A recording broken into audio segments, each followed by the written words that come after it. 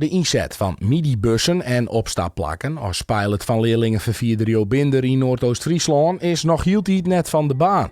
En ouders begrijpen er niet van. Alles gaat naar kleinschalig. Als je zegt naar de jeugdzorg, gaat je van 8 naar 6 vanuit SDF. De scholen gaan naar 15 ben maximaal per klas in speciaal onderwijs. Maar dan zullen we ze vervoeren in busjes met 22 tot 24 ben. Ja, dat streedt natuurlijk zien alles in. En dat kan het. Ook de gemeente hier van Downtown wil graag zien dat er zo gauw als mogelijk een geschikte oplossing komt om zo vol als mogelijk passend vervier aanbieden blijven te kennen. Bestuursvoorzitter Kees Wielstra over het probleem waar de mobiliteitscentrale in Onroen is.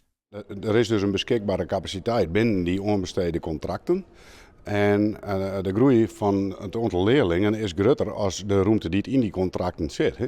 Dus dan kun je je voorstellen dat het net zomaar een hele eenvoudige oplossing is. En dan kun je zeggen, ja, onbesteding, contracten, papieren monster. Maar het is wel wat commerciële partijen van uitgaan maaien. En u kon horen maaien. En als we dat net doen, dan houdt een rechter us daaraan. Het is dus een complex probleem en Jo Binder is dan ook met grote spoed op zoek naar een oplossing. De oplossing zelfs is op het stuit nog net bekend. Daardoor bloot het voor ouders en ook zeker de baan een tijd waarin het een soort onwis is. Zit er een stukje angst. Onze decembermaand is vals begonnen. Bloot heel spannend. Wanneer hoop je mij helder te komen? Voor de crisis nog? Het leerst zei ik natuurlijk gewoon Juwet.